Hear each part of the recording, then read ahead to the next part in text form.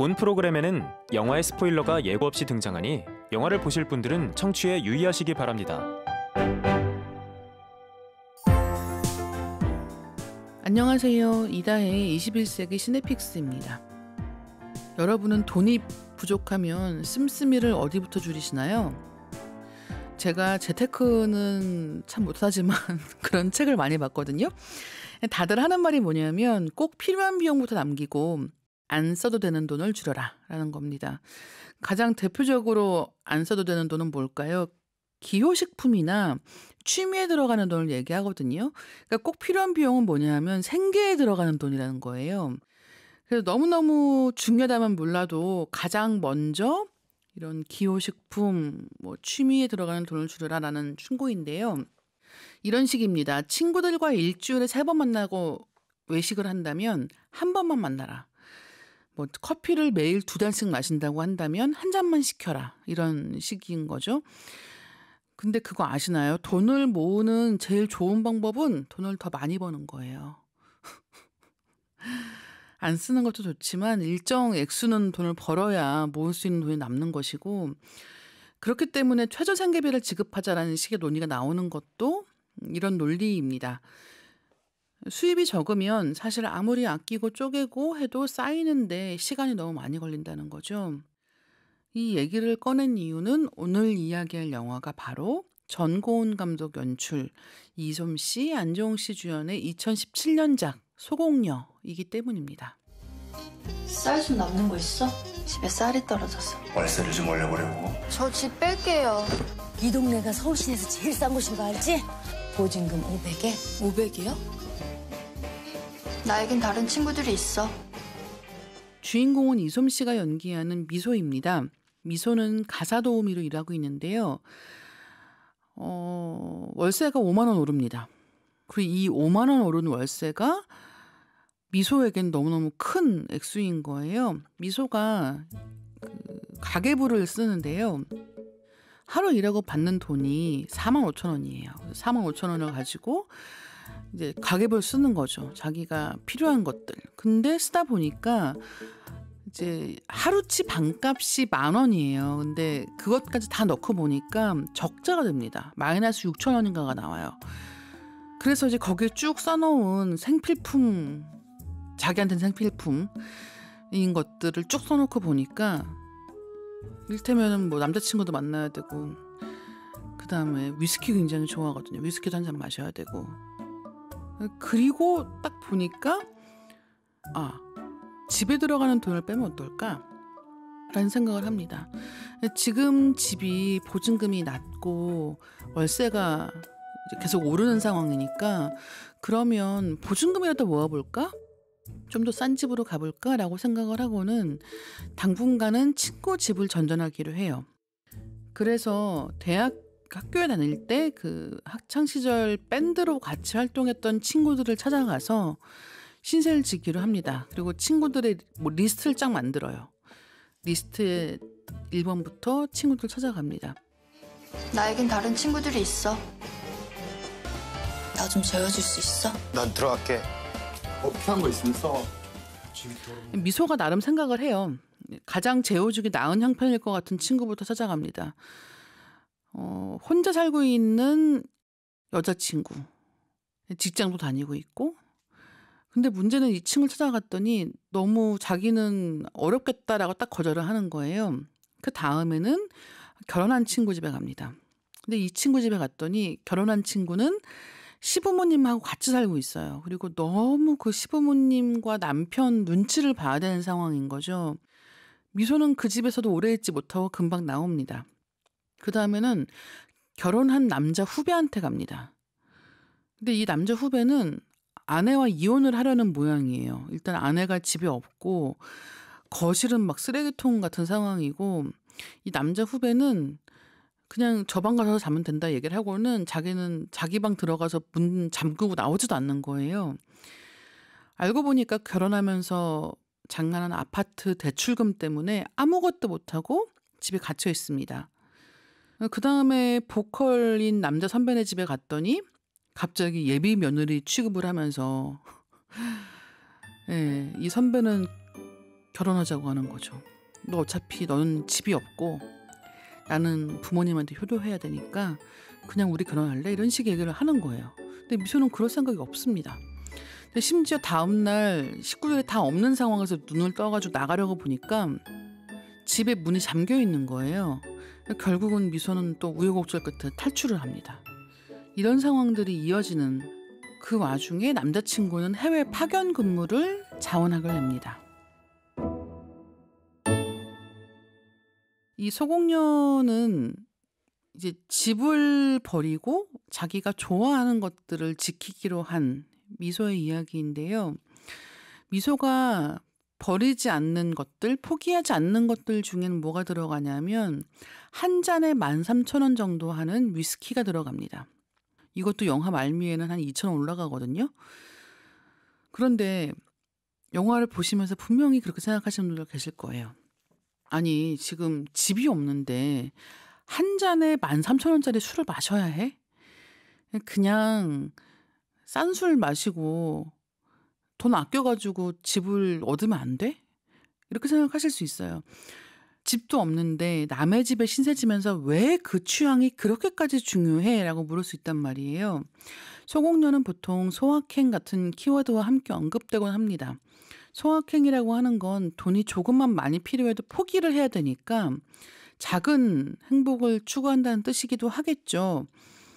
근데 그에 대해서 소공녀가 뭐 좋다 나쁘다라는 판단을 하고 있진 않아요. 그 점이 소공녀의 매력인데요. 어떠한 상황에서도 좋아하는 것을 포기하지 않는 삶의 가능성을 보여준다라고 하는 거예요. 하지만 또 한편으로는 소확행이라고 하는 게 과연 선택한 삶인가라는 생각도 드는 거죠. 아까 제가 처음에 말씀드렸던 것처럼 만약에 우리가 더 돈을 많이 벌 수 있고 집을 살 수 있다면 집을 살 수 있는 돈이 있는데 굳이 남의 집을 전전하지는 않겠죠.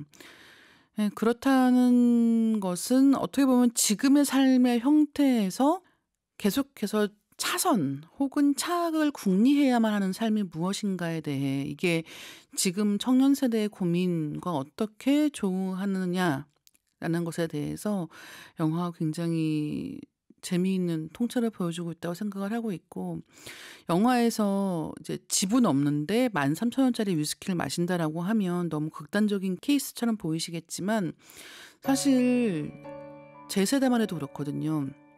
부모님들하고 이제 싸울 때 많이 하는 얘기가 부모님은 한 푼이라도 덜 써라. 너가 돈을 버는 게 얼마가 됐든 여행도 가지 말고 뭐 이런 친구들도 좀 만나지 말고 한 푼이라도 아껴서 나중에 집을 사는데 보태야 된다라는 식의 이야기 진짜 많이 하시잖아요. 근데 이 자녀 세대는 볼 때 그런 거예요. 부모님 세대는 그렇게 큰 돈이 아니어도 집을 샀단 말이죠. 근데 지금은 집값이 너무 비싸기 때문에 예를 들어서 비정규직으로 일을 하면서 돈을 모아서 아무리 열심히 돈을 모아도 부모님이 자기 집 장만한 것에 몇 배를 들여야 겨우겨우 집을 장만할까 말까인데, 그러는 동안 그럼 내 청춘은 무엇이 되고 내 인생은 어디로 가는가라는 생각을 한단 말이에요. 이게 이제 이런 소확행 같은 것과 관련된 논의일 텐데, 그런 상황에서 소공녀의 주인공 미소는 굉장히 극단적인 케이스를 보여주고 있는 거죠. 주인공 이름 미소는 영화의 영문 제목에서 왔습니다. 영화의 영문 제목이 마이크로 헤비테트라고 하는 제목인데요. 이 마이크로 헤비테트, 미소 서식지라고 하는 번역어가 있는데 미생물이 서식지를 찾아다니는 그런 곳입니다. 그러니까 그만큼 작은 존재가 자기가 머무를 수 있는 곳을 찾는 거예요. 그럼 미소가 그렇게 생각하고 있는 자기의 서식지는 무엇인가? 집도 물론 그 중에 하나겠죠. 하지만 자기에게 물리적인 집이 없을 때 자기가 지붕을 제공받을 수 있는 곳은 자기 친구들, 우정이라고 볼 수 있을 것이고, 자기에게 심리적인 어떤 안정감을 주는 사랑일 수도 있고, 자기가 존엄을 잃지 않고 지탱할 수 있게 만들어주는 돈일 수도 있습니다. 또 위스키 한 잔일 수도 있는 거겠죠. 마지막까지 지키고 싶은 것들에 대한 이야기입니다.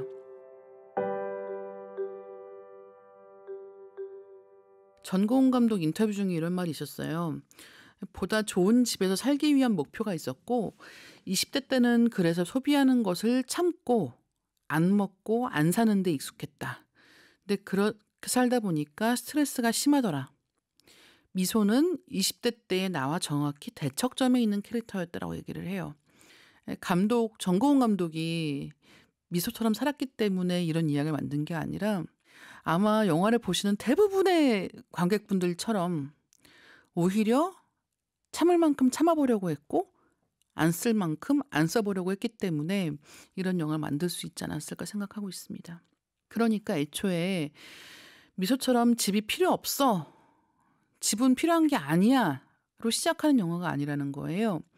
참고 하면서 집 우선으로 생각하고 살아보니까 그 반대 인물이 생긴 케이스인 것 같고요.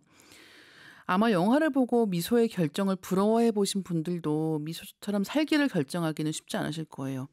저만 해도 영화를 보면서 미소가 오히려 좀 부러웠는데 제가 만약에 지금 집에 있을 수가 없다. 아마 저는 그러면 동생네 집에 제일 먼저 갈 것 같긴 하지만 어쨌든 가족의 도움을 받을 수가 없다. 영화 속의 미소는 가족이 없습니다. 그럼 그런 상황에서 내가 친구들에게 가서 내가 짐 다 정리해서 수트케이스 하나랑 가방 몇 개로 짐을 추려서 나 며칠 하루라도 좋고 가능하면 오래 있으면 좋은데 너네 집에 신세 좀 질 수 있을까라고 했을 때 과연 몇 명이나 되는 사람들이 나를 도와줄까라고 생각하면 약간 답 안 나오거든요.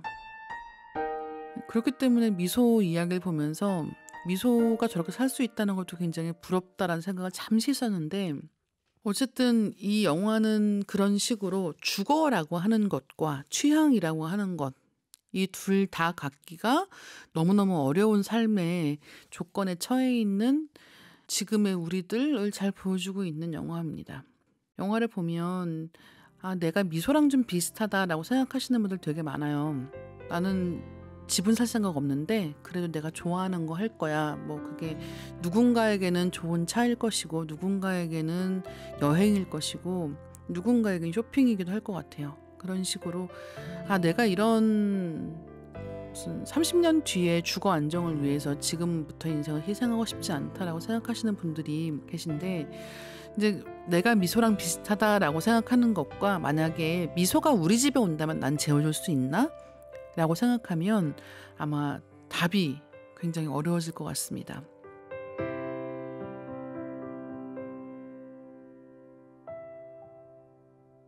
소공녀는 광화문 시네마가 제작한 영화인데요.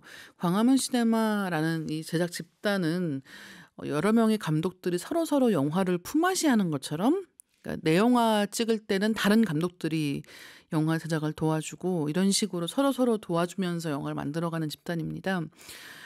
참고로 말씀드리면 이 광화문 시네마의 대표작이자 가장 인기가 많았던 영화는 족구왕이 있는데요. 족구왕의 안재용 배우 기억하시는 분이라면 소공녀에서 미소의 남자친구 역으로 등장하고 있고요. 영화 다 본 다음에 저는 영화 결말에 대해서 굉장히 궁금했거든요. 결말은 스포일러가 될 테니까 자세하게 말씀은 못 드리겠지만 보신 다음에 한번 생각해 보세요. 정말 미소는 어디 있을까? 미소는 핸드폰을 없앤 건가? 바꾼 건가? 미소는 다시 어디로 갔을까? 이런 생각들을 좀 하게 되는데 마지막을 보고 나면 마음이 좀 무거워집니다. 왜냐하면 그렇게 단순한 해피엔딩을 기대하기에는 아마 제가 너무 이 한국 사회에서 오래 살았기 때문인 것 같아요. 마지막으로 이솜씨 연기에 대해서 이야기를 하고 싶습니다. 영화에서 이솜 배우가 백발이 되어가는 걸로 나오거든요. 머리가 점점 하얘져요. 근데 이게 얘기를 들어보니까 염색을 해도 그렇게 잘 안 나와가지고 물감으로 칠했대요. 그런 앞머리부터 점점 희게 머리가 변해가는데 이 영화에서 이솜 배우의 연기 중에 너무너무 좋은 부분들이 무표정한 얼굴입니다. 막 웃거나 상냥하거나 이런 표정이 아니라 속을 잘 알 수 없는 무표정으로 있을 때 이솜 씨가 너무너무 매력적이에요. 근데 이 무표정이라고 하는 거는 표정이 없는 거잖아요. 그렇기 때문에 보는 사람마다 자기 기분을 투영하게 되어 있습니다. 어떤 순간에는 저 미소가 굉장히 기분이 좋구나. 어떤 순간에는 마음 아파하는구나. 어떤 순간에는 속상해하는구나.